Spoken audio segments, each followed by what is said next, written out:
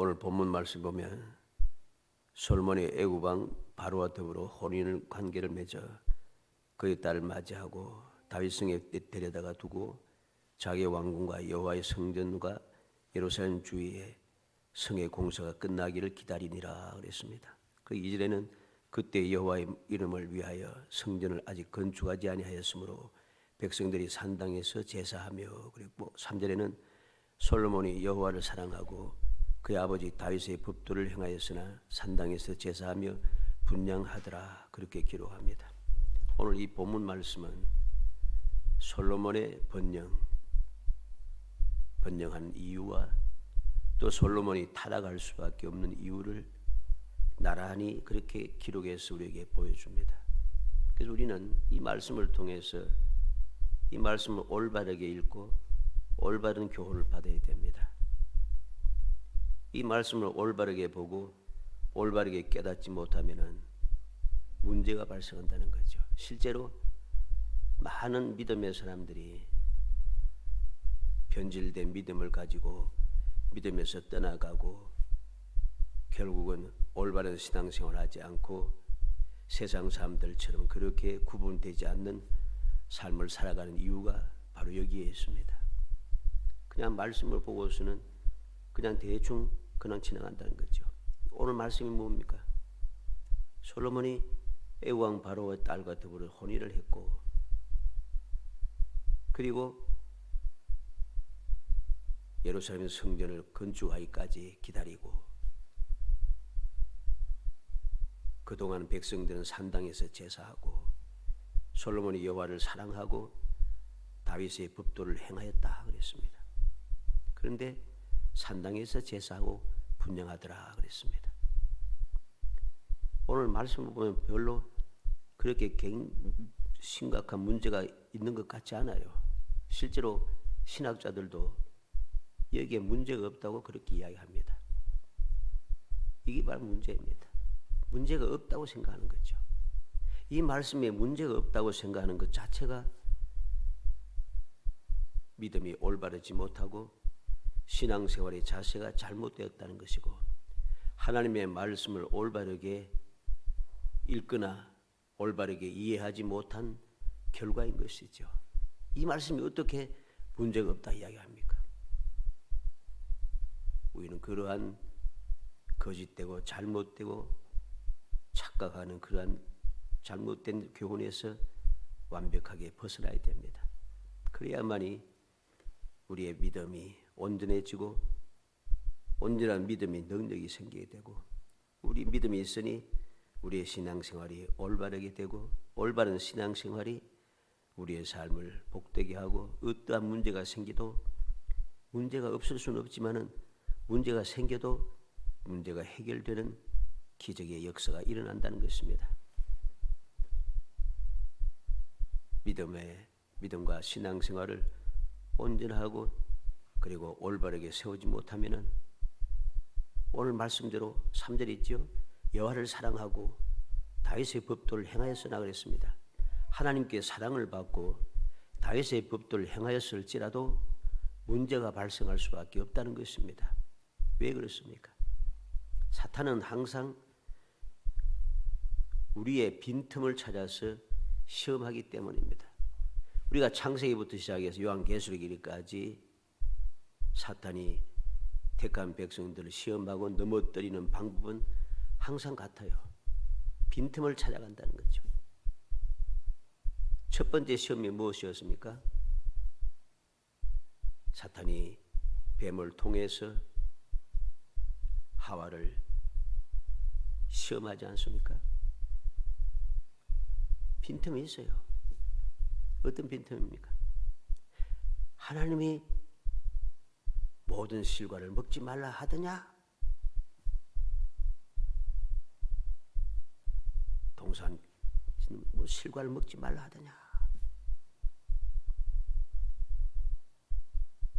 아니, 다 먹는데 선악과는 따먹지 말라고 했어. 그러면 죽을까 하노라.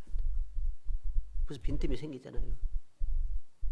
죽을까 하노라. 죽을까 하는 게 죽는다 그랬어요.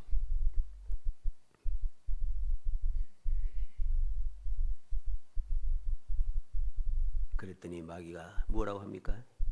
죽지 않는다. 절대로 안 죽는다. 따먹으면 하나님과 같아진다. 빈틈이 생기니까 빈틈을 치고 들어와서 시험에 들게 만들어버렸다는 거죠. 이 외에도 마찬가지 모든 시험에 든 이유들이 다 그래요.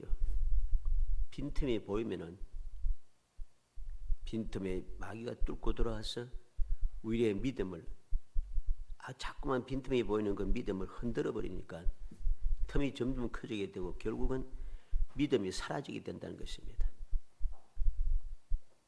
모든 사람들이 항상 그러했습니다. 그러므로 우리는 오늘 말씀을 통해서 하나님께서 기록한 이 말씀을 통해서 하나님의 뜻을 올바르게 깨닫고 올바른 교훈을 받도록 우리가 말씀을 자세히 살펴야 하는 겁니다. 그래야 할 때 우리의 믿음이 올바른 믿음이 되고 우리의 신앙생활이 하나님 기뻐하시는 참다운 신앙생활이 되어지고 그러한 사람들에게 주시는 하나님의 은혜, 다함이 없는 하나님의 은혜, 즉 행복한 사람으로서의 아름다운 삶을 살 수 있기 때문인 것이죠. 어찌하든지 오늘 말씀을 통해서 그때까지 하는 제목을 가지고서 하나님 주시는 두 가지 이유, 번영할 수밖에 없는 이유, 그리고 반대로 타락할 수밖에 없는 이유, 이것을 우리가 살펴서 우리 모든 성도들이 믿음이 온전하고 우리 모든 온전한 믿음을 가질 뿐만 아니라 신앙생활이 거룩하여서 하나님이 약속하신 은혜 가운데 진정한 행복한 삶을 살아가는 복을 누리는 성도 되시기를 주의 이름으로 축복합니다. 먼저 애국왕 바로와 더불어 혼인관계를 맺었다 그랬습니다. 1절 말씀에 솔로몬이 애국왕 바로와 더불어 혼인관계를 맺어 그의 딸을 맞이하고 그랬습니다. 학자들은 이야기합니다. 이건 문제가 없다. 왜? 요셉도 애굽 여인과 결혼했고 모세도 이방 여인과 가나안 여인과 결혼했고 그렇기 때문에 이건 문제가 아니다. 그리고 솔로몬이 잘못될 때에 바로에 따른 관계가 없었고 그렇게 이야기합니다. 그러나 우리는 명심해야 됩니다. 애국왕 바로와 더불어 혼인관계를 맺어서 그의 딸을 맞이한 이 자체가 잘못된 겁니다. 이 일은 또 실제는 좀 참 특이해요. 애국왕 바로가 다른 나라 사람과 더불어서 혼인관계를 맺는 경우가 성경에 보면 나타나지 않아요. 근데 솔로몬은 어떻게 그럴 수 있었는가? 애굽의 이스라엘과 동맹을 맺은 이유는 분명하지 않지만은 당시 이스라엘이 하나님의 절대적인 도우심으로 매우 강성했기 때문인 것을 우리는 알 수가 있습니다. 왜냐하면 다윗이 어디를 가든지 여호와께서 이기게 하셨다는 것, 다윗이 주변의 모든 나라를 다 정복했다는 것, 주의 모든 주변 나라들이 다 다윗에게 조공을 바쳤다는 것이죠. 이렇게 강성한 때이란 것입니다. 그래서 특이하게 바로가 자기의 딸을 주어 결혼 관계를 맺게 했다는 것이죠. 그런데 우리는 알아야 됩니다. 아무 문제가 없다. 이 말 자체가 하나님의 말씀을 거역하고 대적하는 이야기입니다.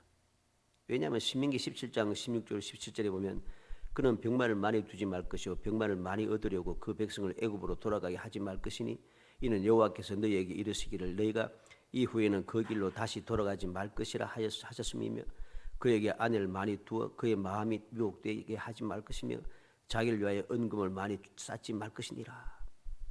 하나님께서는 이스라엘 백성이 다시는 이 길로 애굽으로 가는 길로 다시는 돌아가서는 안 된다고 말씀합니다. 돌아가지 말라고 하는데 돌아온 것으로 끝난 것이 아니라 바로 그 애굽 왕과 더불어서 혼인 관계를 맺었다는 것, 이게 문제가 되는 것입니다. 이건 올바른 자세가 아닌 것입니다. 또한 열왕기상 11장 1절로 13절에 보면 솔몬 왕이 왜 어떻게 망하는가 그 내용을 자세히 기록합니다. 솔몬 왕이 바로의 딸 외에 이방의 많은 여인을 사랑하였으니 곧 모압과 암몬과 에돔과 시돈과 헷 여인이라. 여호와께서 일찍이 이 여러 백성에 대하여 이스라엘 자손에게 말씀하시기를 너희는 그들과 서로 통혼하지 말며 그들도 너희와 서로 통혼하게 하지 말라. 그들이 반드시 너희의 마음을 돌려 그들의 신들을 따르게 하리라 하셨으나 솔로몬이 그들을 사랑하였더라. 왕은 후궁이 700명이요 첩이 300명이라. 그 여인들이 왕의 마음을 돌아서게 하였더라. 솔로몬의 나이 많을 때 그 여인들이 그의 마음을 돌려 다른 신들을 따르게 하였으므로 왕의 마음이 그의 아버지 다윗의 마음과 같지 아니하여 그의 하나님 여호와 앞에 온전하지 못하였으니 이는 시돈 사람의 여신 아스타롯을 따르고 암몬 사람이 가정한 밀곰을 따름이라. 솔로몬이 여호와의 눈앞에서 악을 행하여 그의 아버지 다윗이 여호와를 온전히 따른 같이 따르지 아니하고 모압이 가정한 금오수를 위하여 예루살렘 앞산에 산당을 지었고 또 암몬 자손이 가정한 몰록을 위하여 그와 같이 하였으며 또 그가 또 그의 이방 여인들을 위하여 다 그와 같이 한지라. 그들이 자기의 신들에게 분향하며 제사했더라. 솔로몬이 마음을 돌려 이스라엘의 하나님 여호와를 떠남으로 여호와께서 그에게 진노하시니라. 여호와께서 일찍이 2번이나 그에게 나타나시고 이 일에 대하여 명령하사 다른 신을 따르지 말라 하셨으나 그가 여호와의 명령을 지키지 아니하였으므로 여호와께서 솔로몬에게 말씀하시되 내게 이러한 일이 있었고 또 내가 내 언약과 내가 내게 명령한 법도를 지키지 아니하였으니 내가 반드시 나를 내게서 빼앗아 내 신하에게 주리라. 하나님께서 일찍이 이 백성들에 대하여서 말씀하셨답니다. 이방 여인들과 통혼하지 말라는 것이죠. 그런데 솔로몬은 통혼을 하는데 한두 사람만 하는 게 아니고 얼마나 많은 이방 여인들을 아내로 받아들이는가 한 것을 오늘 방금 읽은 열왕기상 11장 내용에 자세히 기록됩니다. 이것을 하나님께서 2번씩이나 찾아오셔서 이에 대해서 책망하시고 말씀하셨지만은 솔로몬은 그 말씀을 듣지 않아요. 바로 이것이 문제입니다. 신학자들 말대로 애굽 왕 바로의 딸과 결혼한 것은 문제가 아니다. 이게 문제가 아니다. 이게 잘못된 것이죠. 솔로몬이 바로 그러한 빈틈이 하나님의 말씀을 거역하고 애굽 왕과 통혼함으로 말미암아 빈틈이 생깁니다. 빈틈이 생기니까 그 빈틈에 모든 이방 여인들이 도기 시작하는 거죠. 결국 그 여인들로 인해서 그는 믿음에서 떠나게 됩니다. 믿음에서 떠난 결과가 무엇입니까? 멸망이죠. 하나님께서 이 솔로몬을 왕성하게 하신 것은 그가 하나님의 말씀을 믿고 하나님의 말씀대로 살아갔기 때문인데, 그런데 그는 그 하나님의 뜻을 어기고 이방 여인들과 결혼하기 시작하므로 결국 망하게 되었다. 흥하는 것도 망하는 것도 그 두 이유가 다 어떻습니까? 오늘 본문의 다시 1절에 딱 기록하지 않습니까? 애굽 왕 바로와 혼인 관계를 맺었다. 그러면 또 좋은 게 무엇입니까? 다윗성에 데려다 두고 자기 왕궁과 여호와의 성전과 예루살렘 주위에 성의 공사가 끝나기를 기다리니라. 이 애굽 왕 바로의 딸을 맞이하긴 했지만은 그 딸이 거하는 곳이 구별되어 있다는 것입니다. 즉 다윗 성에 머물게 했다는 것입니다. 이것을 보면은 하나님에 대한 그 거룩한 믿음에 대해서 거룩한 장소에 대한 그런 마음을 가지고 있어요. 그러면서도 애굽 여인과 결혼했다는 것, 이게 문제가 되는 것이죠. 오늘 본문 1절에 나타나는데 다윗성에 데려다 두고 그랬습니다. 바로의 딸이 자신이 위한 자신을 위한 궁이 지어지기까지 임시로 거주한 곳이 바로 다윗성이라 했습니다. 이 다윗성이라고 하는 이 말은 이르 다윗해서 사무엘하 5장 7절에 다윗이 시온 산성을 빼앗았으니 이는 다윗성이더라 할 때 그 다윗성입니다. 사무엘하 5장 9절에는 다윗이 그 산성에 살면서 다윗성이라 이름하였고 다윗이 밀로에서부터 안으로 성을 둘러싸니 그랬습니다. 바로 이 성이 이 다윗성이라고 부르는 이 성이 어떤 것입니까? 예루살렘이지만은 이곳은 하나님의 언약궤가 있는 그 예루살렘 성이 아니에요. 고대 예루살렘 성이란 거죠. 다윗이 여부수 사람들에게서 빼앗았던 그 예루살렘 성, 그곳에 머물러 있다는 것입니다. 바로 이 다윗성이라고 하는 이곳은 여호와의 언약궤가 위치한 다윗궁, 성경에는 다르게 표현합니다. 다윗성에서 아까 있는 대로 이르 다윗, 다윗궁에서 베트 다윗이랍니다.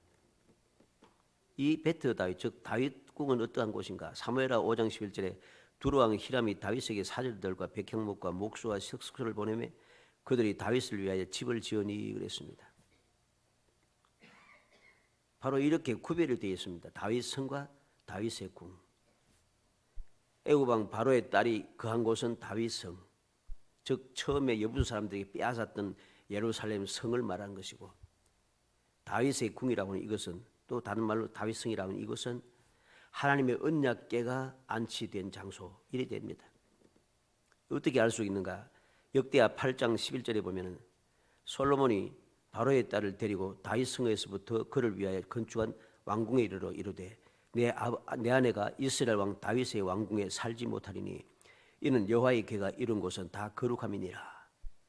하나님의 언약궤가 있는 곳은 다 거룩하기 때문에 내 아내가 그곳에는 살 수가 없다. 그렇게 이야기하고 있다는 것입니다. 다시 말해서 여호와의 궤가 안치된 장막이 있는 다윗궁에 이 하나님의 언약궤가 위치하고 있기 때문에 그것은 거룩한 장소입니다. 이방 여인인 바로의 딸이 다윗성에서 살 수가 없다는 것입니다. 그래서 그는 다윗성에 사는 것이 아니라 예루살렘 성에 살게 되었다는 것이죠. 그랬다가 공사가 마치고 난 다음에 그 궁으로 옮겨졌다고 성경은 기록하고 있는 것입니다. 우리는 다시 한번 마음에 새겨야 되겠습니다. 무엇이 문제인가? 솔로몬 스스로 해답을 알고 있어요. 해답을 알고 있습니다. 자기가 결혼한 애굽의 바로의 왕의 딸이 이방 여인이라는 것, 그걸 알고 있어요. 그래서 하나님의 언약궤가 있는 거룩한 장소에는 거할 수 없다. 그런 마음을 가지고 있고 또 한편으로는 애굽 왕과 혼인 관계를 맺고 양면성이 있다는 거죠. 애굽 왕과 혼인 관계를 맺어 저 이방 여인을 아내로 맞은 시초가 바로 이 여인이라는 것입니다. 이후에 이방 여인들과 계속 결혼을 시작합니다. 이게 바로 문제가 되었죠. 그러면 아예 처음부터 그랬는가? 그러지 않았어요. 방금 우리가 1절 하반절을 보았듯이 하나님의 언약궤에 있는 그러한 장소를 이방 여인이 더럽힐 수가 없다, 거할 수가 없다 할 정도로 하나님에 대한 믿음, 하나님의 언약궤의 거룩함, 이걸 알고 있다는 거죠. 믿음이 있잖아요.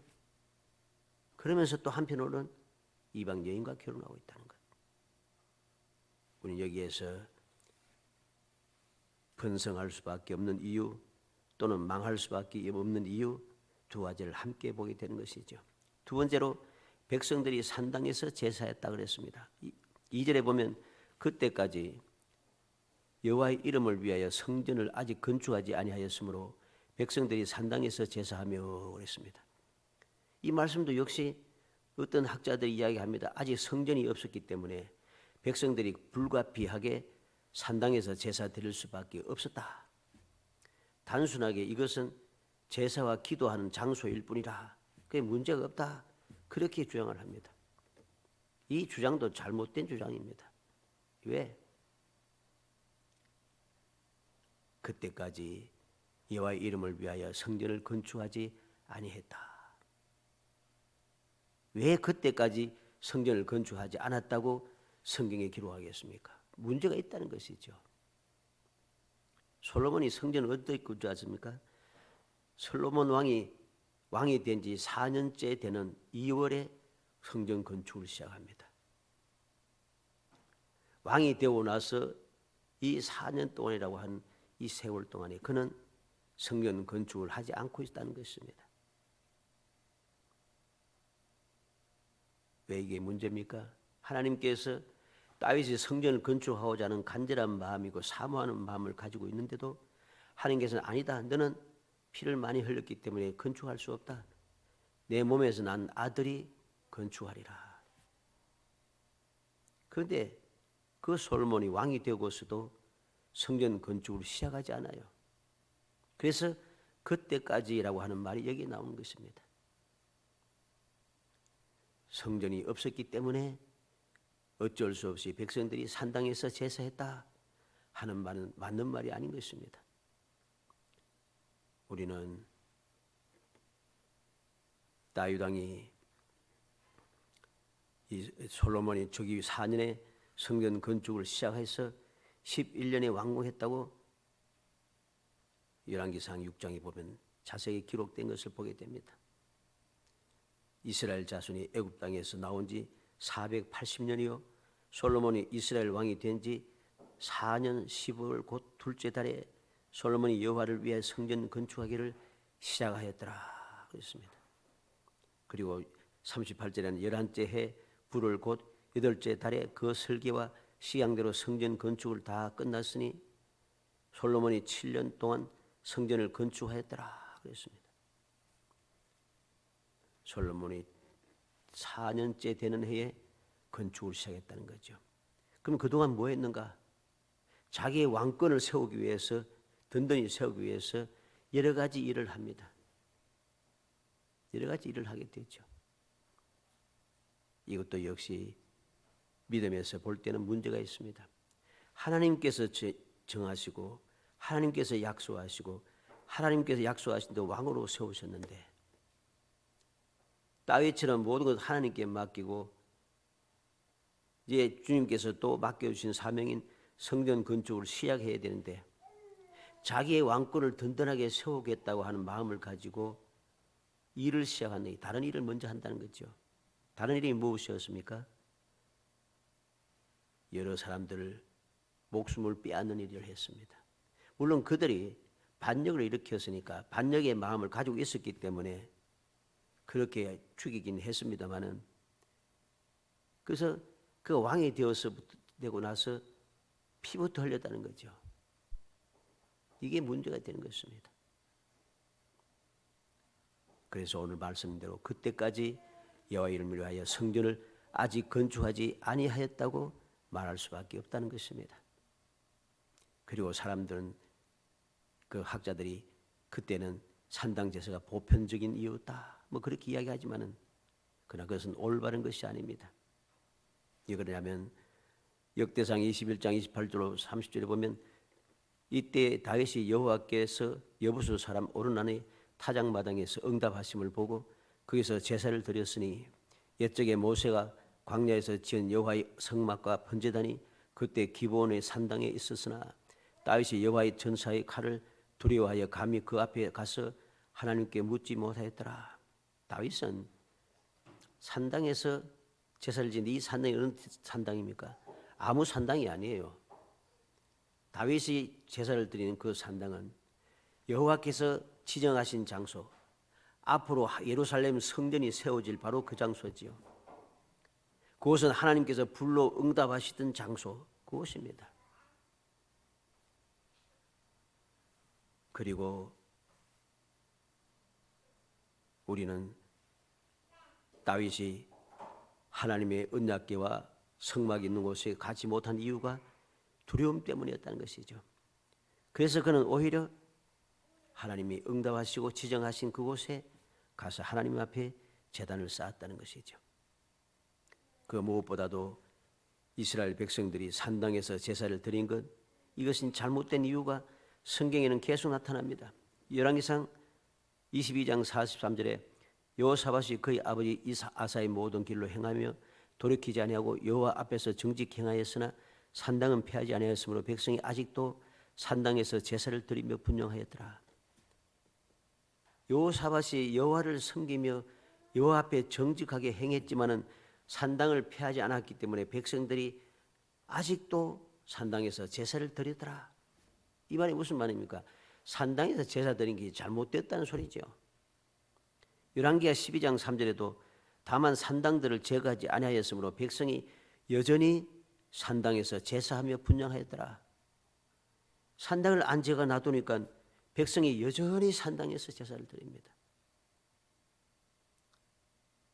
열왕기하 14장 4절에도 백성이 여전히 산당에서 제사를 드리며 열왕기하 15장 4절에도 백성이 여전히 산당에서 제사를 드리며 그리고 열왕기하 15장 35절에도 백성이 여전히 그 산당에서 제사를 드리며 그랬습니다. 열왕기하 17장 11절에 모든 산당에서 분향하며 그랬습니다.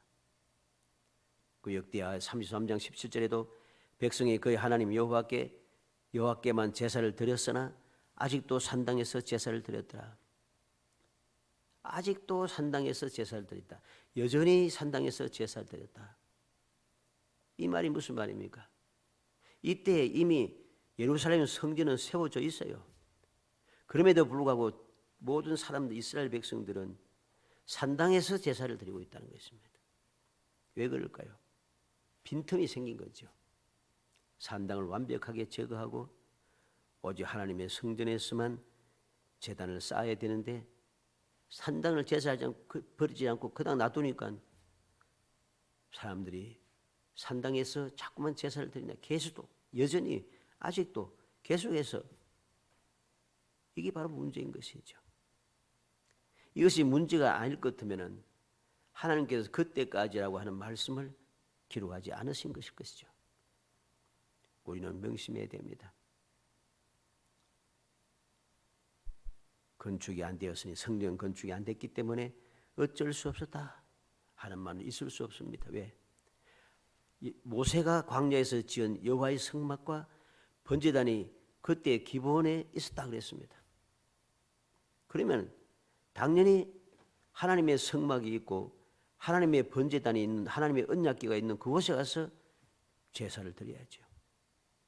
그런데 그러지 않고 일반 산당에서 드렸다. 이게 바로 문제입니다. 여기에도 계속해서 보니까 이제 빈틈이 생겼죠. 마지막 세 번째로 여호와를 사랑하고 법도를 행하였으나 그랬습니다. 3절에 있는 대로 솔로몬이 여호와를 사랑하고 그의 아버지 다윗의 법도를 행하였으나 산당에서 제사하며 분향하더라. 하나님을 여호와를 사랑하고 법도를 행했지만은 산당에서 제사하고 있다. 솔로몬이 여호와를 사랑하고 아버지 다윗의 법도를 행했으나 율법의 첫째에 가는 계명은 여호와를 사랑하는 것입니다. 솔로몬의 번영과 업적은 바로 이처럼 여호와를 사랑하는 마음으로 율법에 순종했기 때문에 가능한 것입니다. 그러나 이것도 하나님께서 먼저 사랑하심으로 가능한 것입니다. 즉 하나님의 은혜였다는 것입니다. 모든 것이 다 하나님의 은혜였다는 거죠.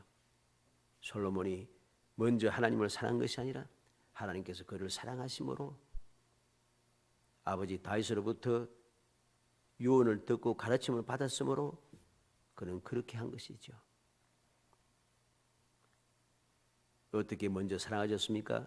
사무엘하 12장 24절 25절에 다윗이 그의 아내 바세바를 위로하고 그에게 들어가 그와 동침하였더니 그가 아들을 낳음에 그의 이름을 솔로몬이라 하니라.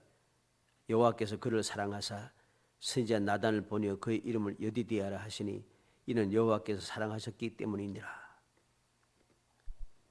하나님께서 솔로몬이라 하는 이 아들을 다윗에게 주셨고 여호와께서 그를 사랑하셨다 했습니다.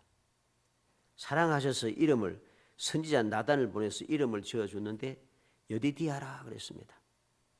왜 여디디아는 이름을 주셨는가? 여호와께서 사랑하셨기 때문이더라. 여호와께서 사랑하셨다는 말이 반복되어져 나옵니다.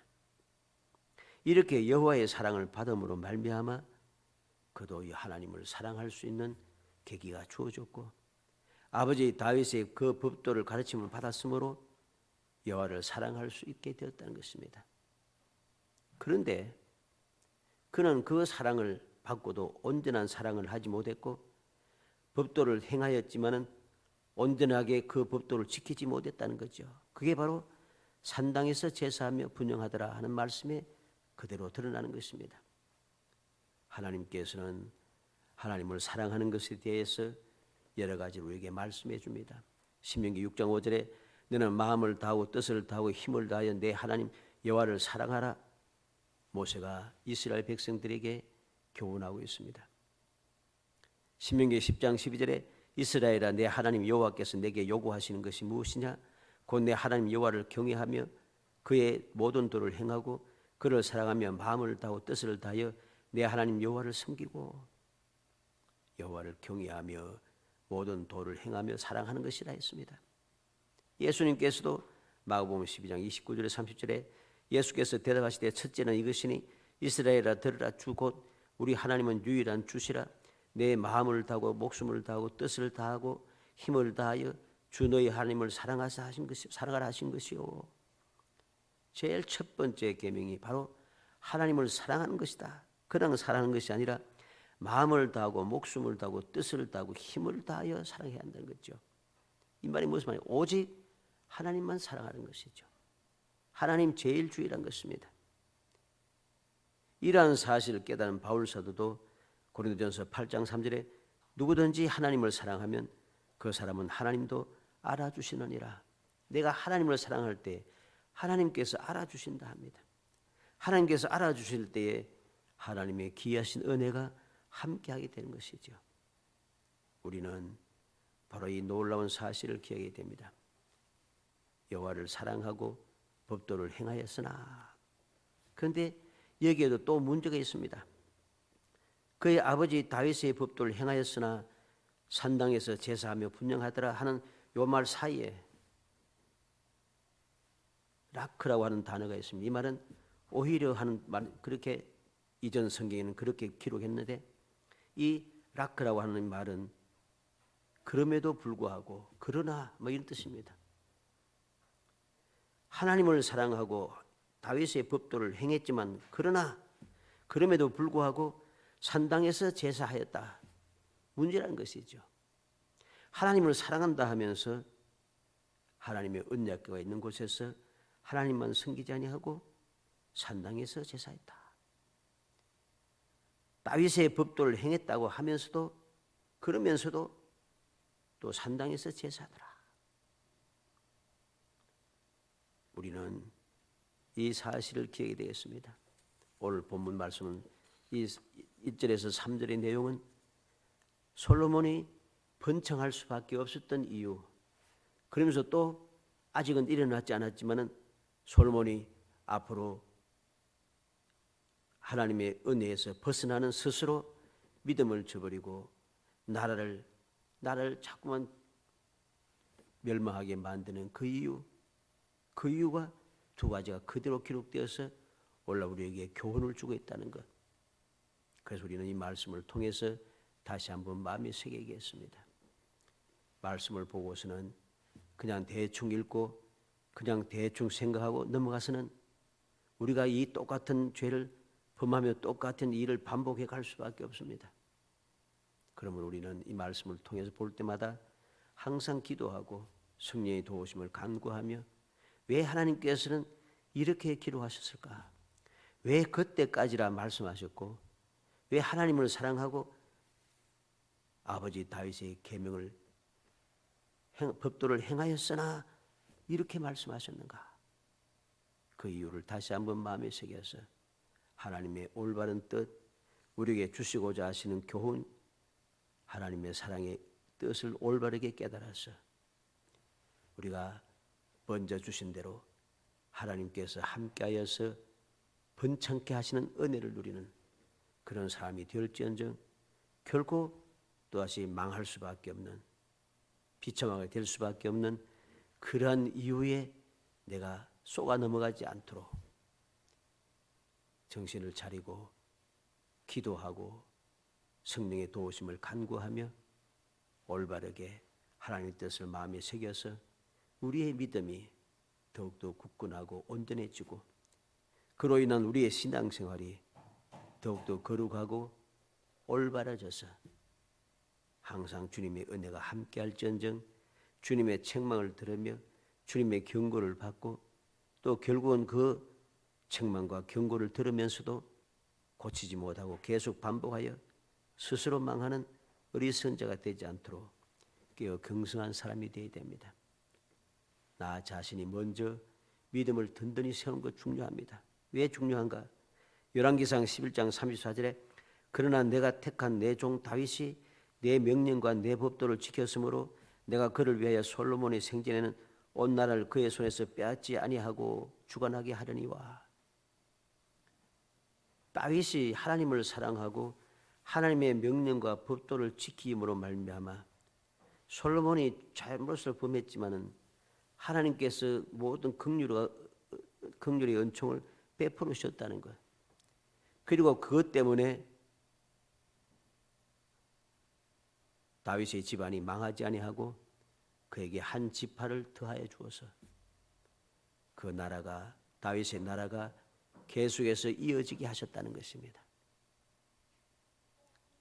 여러 가지 사실을 보면서 누가 뭐래도 나 자신이 먼저 하나님의 뜻을 깨닫고 올바른 믿음, 올바른 신앙생활을 하도록 우리가 열심을 해야 됩니다. 그래서 혹 우리의 후손들이 믿음에서 좀 벗어나고 문제가 있다 할지라도 내가 주님을 사랑하고 내가 온전히 믿음을 지킴으로 말미암아 하나님의 그 긍휼의 은총을 후손들에게 이어받게 하는 그러한 조상이 되어야 되겠다는 것입니다.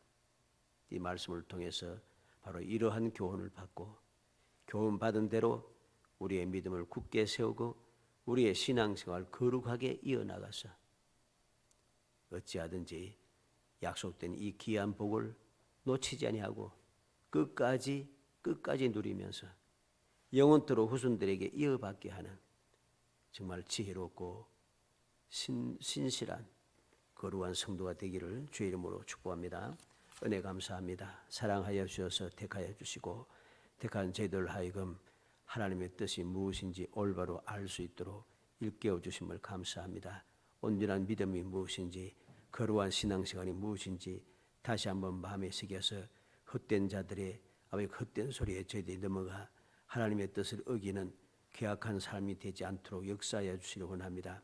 아무 문제가 없다고 그렇게 주장하지 말게 하시고 뛰어난 사람들이 똑똑한 사람들이 무엇이라고 말하든지 모든 사람들이 어떻게 하든지 상관없이 오직 주님의 뜻을 마음에 새기고 온전한 믿음으로 거룩한 신앙생활을 끝까지 이어가서 아버지 주님께 주시는 그 은혜를 영원히 누릴 수 있도록 복을 내려 주시기를 간절히 바라곤 합니다. 비록 후손들이 올바로 깨닫지 못하여서 잘못을 범한다 할지라도 하나님께서 귀하게 보시고 약속하신 대로 그 내 다윗을 생각하며 은혜를 이어받게 하시듯이 우리들 또한 다윗과 같은 믿음과 그 아주 온전한 신앙생활을 통하여 하나님의 은혜를 드리고 후손들에게 이 은혜를 이어받게 하는 거룩한 성도, 온전한 아버지의 조상이 되고 지혜로운 조상이 되며 무엇보다 하나님 인정받고 사랑하는 올바른 믿음의 조상이 될 수 있도록 성령께서 도와주옵소서. 예수님의 이름으로 기도합니다. 아멘.